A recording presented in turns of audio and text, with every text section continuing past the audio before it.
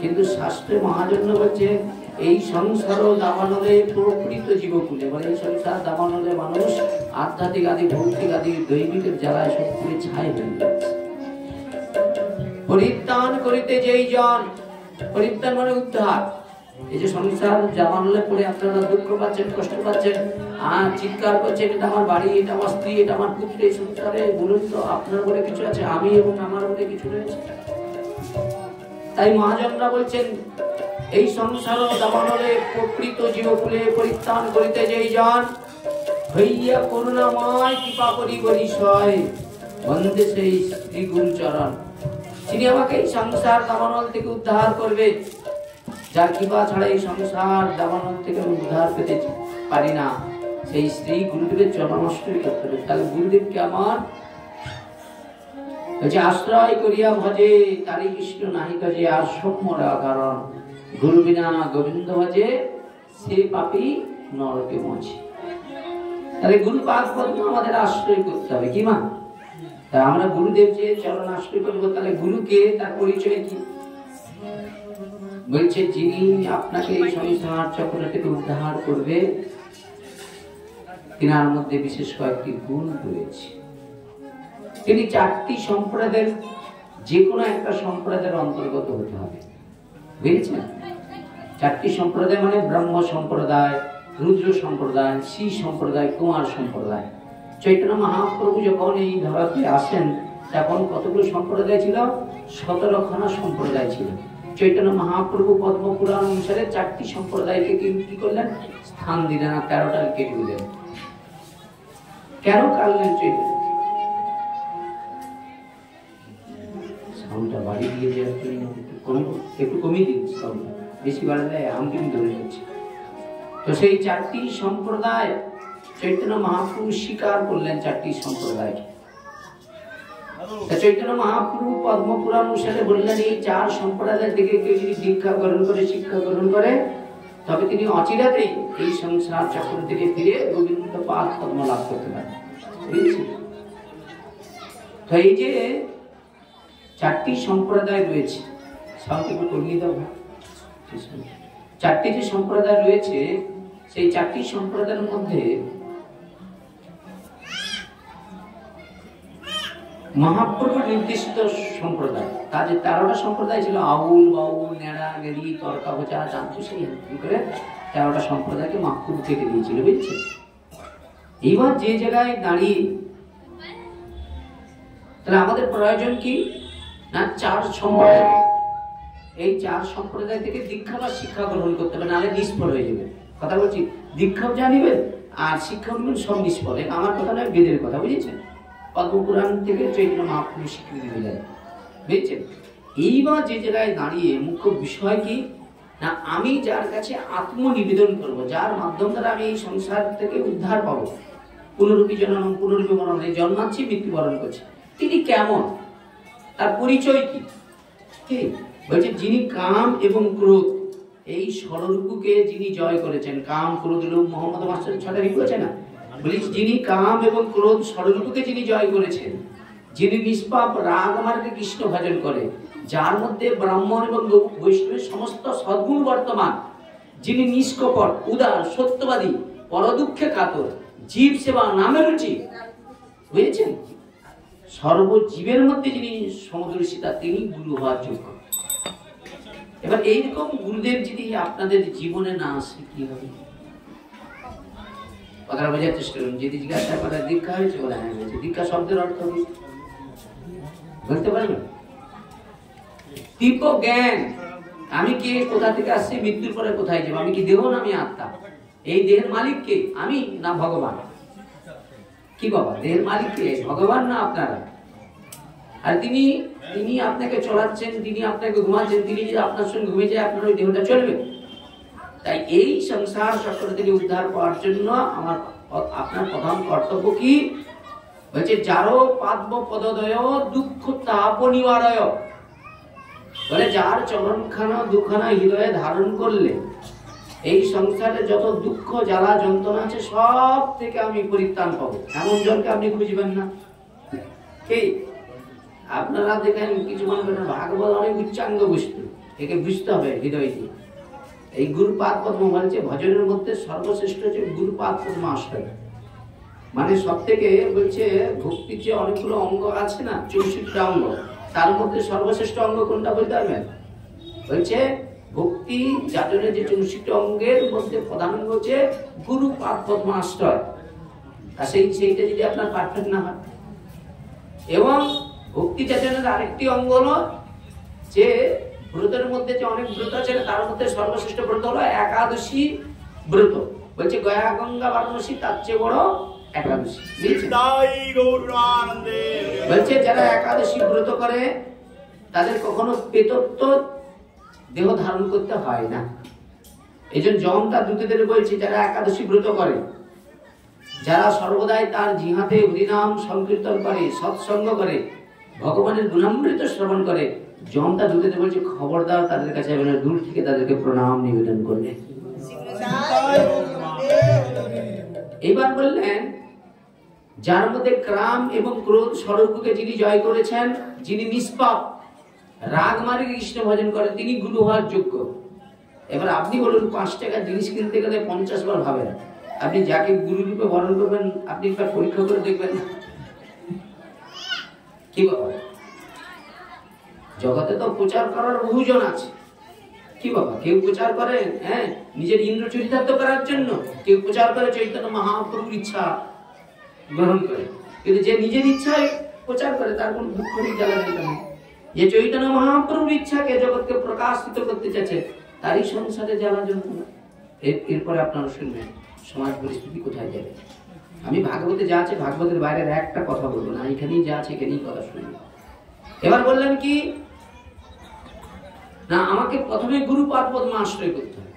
তাহলে গুরুপাদ পদ্ম আশ্রয় করতে গেলে প্রথমে কর্তব্য কি না, গুরু শিষ্যকে 1 বছর পরীক্ষা করবে, আর শিষ্য গুরুকে 1 বছর পরীক্ষা করতে হবে।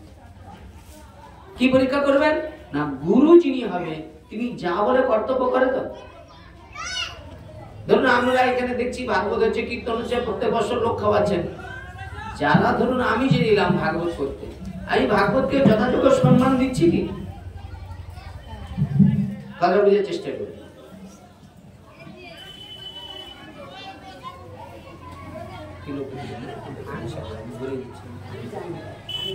জানলে তো ভালো। তো এইবার সর্বোপরি কথা, তাহলে এই যে যাকে আমরা গুরু রূপে বরণ করব তিনি কৃষ্ণ ভক্ত কিনা আগে দেখতে হবে। এবার আপনারা কি দেখেন যাকে দিয়ে আমরা হরিনাম প্রচার করবো সে কৃষ্ণ ভক্ত কিনা? এখন তো মুখে বলার জন আমি আছি, মুখস্থ বিদ্যা আমি আমার কথা বলছি বলে গল্প করে চলে গেলাম, আপনারা শুনলেন বাস চলেই গেলেন। আপনারা পরীক্ষা করে দেখছেন যে আমি একাদশী ব্রত করি কিনা, আমি প্রকৃত আহার শুদ্ধ করেছি কিনা, আমি প্রকৃত ভগবানের নাম প্রচার করছি কিনা, আমি অর্থের বিনিময় করছি কিনা, এগুলো পরীক্ষা করে দেখেছেন? তা না দেখলে আপনাদের কি হয়? আপনাদের আসল জায়গায় আপনাদের জায়গাটায় যেতে হবে। তাহলে সেই জায়গায় দাঁড়িয়ে বেদ মুখে মানলে হবে না, শাস্ত্রকে আগে কি করতে হবে? বলছে মেদেচ্ছ পুলিন্দ বহুত সবার বেদ নিষ্ঠার মধ্যে বেদ মুখে মানে বেদ নিষিদ্ধ কর্ম করে ধর্ম নাহি করে। সেই জায়গায় দাঁড়িয়ে তাহলে গুরু যিনি হবেন তাকে কৃষ্ণ ভক্ত হতে হবে। যিনি এই ভাগবত কথা বা কীর্তন প্রচার করে তাকে কৃষ্ণ ভক্ত হতে হবে। তা আমি তো আমার চোখ দিয়ে দেখতেছি বাবা, যারা প্রকৃত এই যে ধর্ম আদি ধারের কাছে নাই, আপনাদের এখানে আসতে সে সবচেয়ে বেশি সম্মান পায়। এটা জগতের নিয়ম, এখানে শাস্ত্র সব লেখা হয়ে আছে। কিন্তু যারা জগতের চৈতন্য মহাপ্রভুর বাণী প্রচার করবার জন্য জগতে বেরিয়েছে তাদের দুর্ভাগ্য যে কি কষ্ট কপালে লেখা আছে, সে আমি ছাড়া গোবিন্দ ছাড়া কেউ জানে না। কেন? চৈতন্য মহাপ্রভুর ইচ্ছা কি পৃথিবীতে আছে যত নগর আদি গ্রাম সর্বত্রই প্রচারক মোর হরিনাম।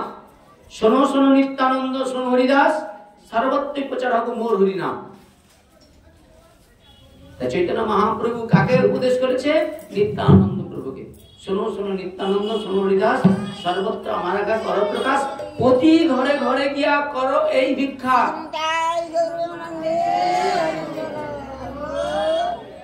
কি ভিক্ষার কথা বলছে গো মা? অন্ন, টাকা পয়সা, ধন, ঐশ্বর্য, বলুন এগুলোর কথা বলছে?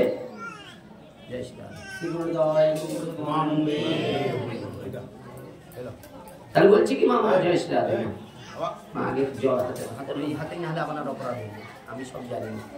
তো সেই জায়গায় দাঁড়িয়ে বললেন কি প্রতি ঘরে ঘরে গিয়া করো এই ভিক্ষা, বলো কৃষ্ণ, ভজ কৃষ্ণ, করো কৃষ্ণ শিক্ষা, কৃষ্ণের সংসার করো ছাড়ি অনাচার, অচিরাতে কৃষ্ণ তোমায় করিবে উদ্ধার। তো চৈতন্য মহাপ্রভু নিত্যানন্দ প্রভুকে পাঠিয়েছে নিত্যায়, ও নিতায় ইসু ইসু। এখন জগতে তো আমি এলাম মা দুর্গেশ্বরী দণ্ড জগতে তো এলাম, জগৎ জীবের মানুষ আধ্যাত্মিক আদি ভৌতিক আদি দৈবিকের জ্বালায় জর্জরিত। তো জগতের জীবকে ডাকলাম যে জগৎবাসী তোমরা এসো আমার সঙ্গে হরিনাম করো, সৎসঙ্গ করো। কেন এই কথা বললেন ভগবান? বলছে জগৎ জীবের প্রয়োজন হচ্ছে সৎসঙ্গ, মানে শাস্ত্রের সঙ্গ। সাধু সঙ্গ, সাধু সঙ্গ সর্বশাস্ত্রে কয় লবমাত্রই সাধু সঙ্গ সর্বসিদ্ধে। চোখের পলকেই যদি আপনি সাধু সঙ্গ করেন তাতেই আপনি সিদ্ধি লাভ করতে পারবেন। কিন্তু আমরা তো রোজই তো সাধু সঙ্গ করছি, রোজই তো ভাগবত কথা শুনছি, কোথাও আমার ভিতরে তো ভগবত প্রাপ্তির জন্য আকাঙ্ক্ষা জাগে না। একটা যুবতী যদি একটা যুবককে পাওয়ার জন্য না পাওয়ার কারণে আত্মহত্যা করতে পারে, তাহলে একটা যুবতী তো ভগবানকে পাওয়ার জন্য সে কোথায় গলায় দড়ি নিয়ে আত্মহত্যা করে নাই? কিসের জন্য? আমরা সবাই ভগবানকে ভালোবাসি আমাদের স্বার্থ চরিতার্থ করার জন্য। ভালোবাসার মুখ্য বিষয় হচ্ছে কি? বলছে আত্মসুখে দুঃখে কবির নাহিক বিচার, কৃষ্ণ সুখে চেষ্টা মনোব্যবহার। কৃষ্ণ লাগিয়ে আর সব সুখ করি পরিত্যাগ। তাহলে তারা কি করেছিলেন? কৃষ্ণ সুখের জন্য তাদের সর্বস্ব কিছু উজাড় করে দিয়েছিলেন। বাচ্চাগুলো একটু শরীরটা মতো পাবো, একটু কাছ থেকে ভাগবত কিন্তু কথা তো একটু চঞ্চল হলে হবে। ফাঁকে ওদের একটু ফাঁকে শুনে দিয়ে জানেন, চোখে পড়ছে না আমার বাচ্চাগুলো একটু শুনে দিলে কি হয়, মানে এগুলো চঞ্চল মানে দেখুন জলটা যে নড়ে যায় না, আমার মুখমন্ডলটা দেখা যাবে, বুঝেছেন? ভাগবত কথা আলাদা কথা, খুব নিরামিলে কথা, এটা অরিজিনালি গোপন বিষয়। এক ভাগবত হয় ভাগবত শাস্ত্র, আরেক ভাগবত হয় ভক্তি রস পাত্র। বাবা তুই বস বস, নাহলে তুই কথা ওই দিকে বস, চলাফেরা করিস না। হ্যাঁ, আপনার দিকে তাকাইছে, ও তারা এসে ঘিরে দিচ্ছে, তাই না? ব্যবস্থা বুঝতে পেরেছেন? তো সেই জায়গায় দাঁড়িয়ে আমার প্রথম কর্তব্য, যিনি আমাকে এই সংসার চক্র থেকে উদ্ধার করে গোবিন্দ চরণে নিয়ে যেতে পারবে এমন গুরুদেবকে আমার প্রয়োজন। চোখের জল দিয়ে ভগবানকে জানাতে হবে, ভগবান আমি আমার কর্মফল ভোগ করার জন্য পৃথিবীতে আসছি, লোকের ভালো করছি, আমাকে সবাই কত কষ্ট দিচ্ছে, যন্ত্রণা দিচ্ছে। এই সংসারে যারা লোকের অপরের মঙ্গল চায় তাদের সব থেকে বেশি দুঃখ কষ্ট যন্ত্রণা পেতে হয়। এটা যুগের নিয়ম, এটা ভগবান কিছু করার না। কেন এই যুগটাকে শাসন করছে কলি মহারাজ। যারা সৎ, যারা সঠিক চিন্তা ভাবনা করবে তাদের দুঃখ কষ্ট আপনারা বুকে হাতে বলেন তো, এখানে অনেকেই আছেন সদভাবে জীবনযাপন করবেন, কারোর সঙ্গে ঝগড়া মারপিট করবেন না, আপনাকে সব থেকে বেশি সমস্যায় পড়তে হবে। আর চোখের আগে দিকে দেখবেন বাবাকে খেতে দিচ্ছে না, মাকে খেতে দিচ্ছে না, মিথ্যাবাদী লম্পট, দেখবেন ধন ঐশ্বর্য সব কেটে উঠবে। একটু পরে ভাগবত থেকে আপনাদের সব প্রমাণ করে দেখিয়ে দেওয়া হবে। সেই জায়গায় দাঁড়িয়ে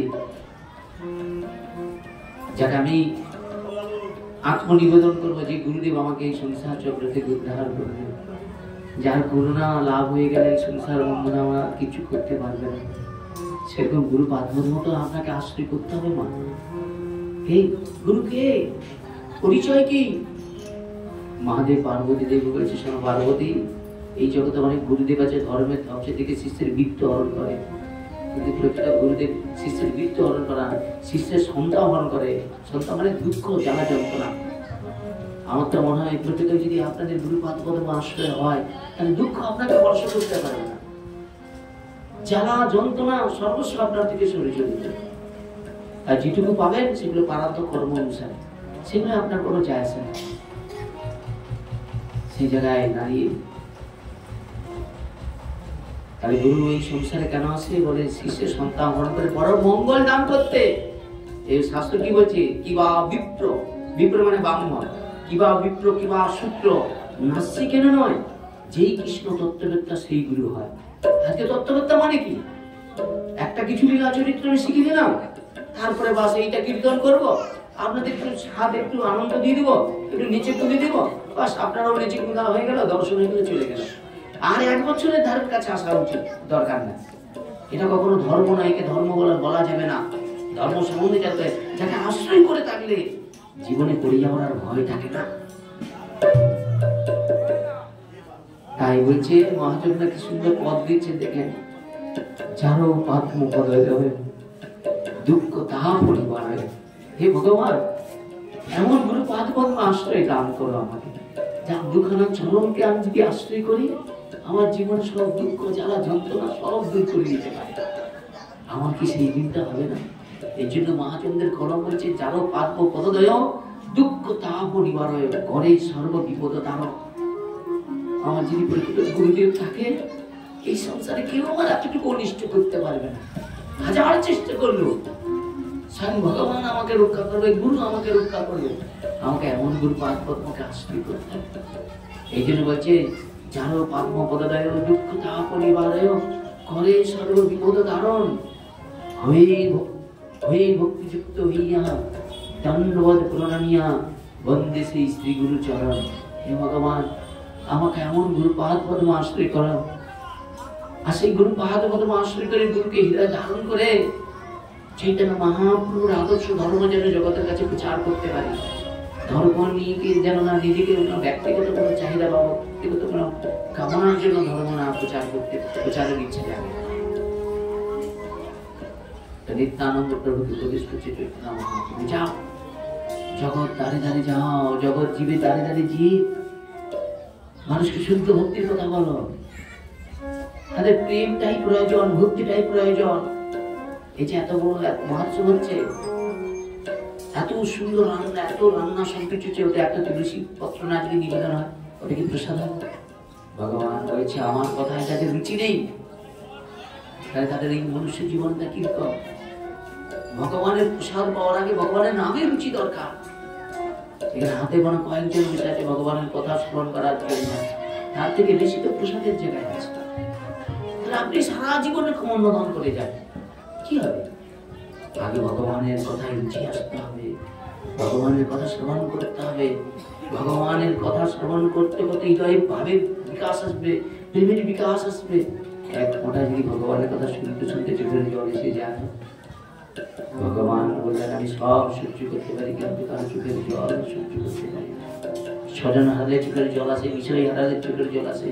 ভগবানকে যে আমরা হারিয়ে বসে আছি, তার জন্য আপনাদের কষ্ট হচ্ছে না, যন্ত্রণা হচ্ছে না? তাকে পাওয়ার জন্য আপনার ইচ্ছা থাকছে না যে ভগবান আমাকে তোমাকে পেতে হবে, তার জন্য কি করা কর্তব্য? কত যুবক যুবতী ভগবত প্রাপ্তির জন্য তারা সংসার বন্ধন ত্যাগ করে আজকে মঠ মন্দিরে বসে ভগবত আরাধনা করছে ভগবানকে পাওয়ার জন্য। আর আমরা সংসারে বসে আমরা ভগবত প্রাপ্তির জন্য, আমাদের সামনে গঙ্গা এসে গেছে, ভাগবত গঙ্গা, আমরা একবার দর্শনও করলাম না, তাকে প্রণাম করলাম না, এলাম প্রসাদ পেলাম, চলে গেলাম। কি হবে? কি হবে বলুন? হতে পারে কিছু? দিতে পারে কিছু? এরা দিতে পারে। যে আমাকে দিতে পারে তাপ জ্বালা যন্ত্রণা আত্মিক পরিত্রাণ পেতে, আমি একবার তাকে চোখের দেখা দেখবো না, তাকে একবার প্রণাম করবো না? তিনি কে? তিনি হচ্ছেন ভগবানের বাংময়ী মূর্তি। ভাগবত কি বলে, যার কাছে যদি কেউ ভাগবতকে ভক্তি ভরে প্রণাম করে, পূজা করে, ওই পূজকের সর্বস্ব মনের বাসনা পূর্ণ হয়ে যায়। কিন্তু আজকে কি দুঃখের বিষয়, ভাগবত একদিকে জনসাধারণ একদিকে অনুষ্ঠান করছে, নিয়ম নিষ্ঠা আপনাদের জানতে হবে। ভাগবত যতক্ষণ না সমাপ্ত হয় প্রসাদের কোনো জায়গা থাকে। কিন্তু এখন তো মুখ্য বিষয় কি, আগে ভাগবত শুরু হোক না, প্রসাদের জায়গাটা শুরু হোক। কথা বলছি, তাহলে কি হবে? জানবেন কি, বুঝবেন কি?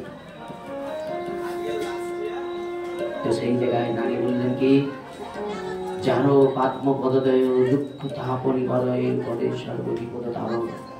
হয়ে ভক্তিযুক্ত হইয়া দণ্ডবধ প্রণামিয়া বন্দে সেই শ্রী গুরু চরণ।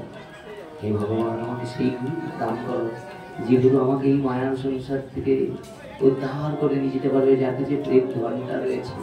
ভগবানের কাছে যেই ঘন্টা নেই, ভগবান তার ভক্তের কাছে সেই ঘন্টা রেখেছে। যে ধন আপনি না চাইলেও দিতে চান।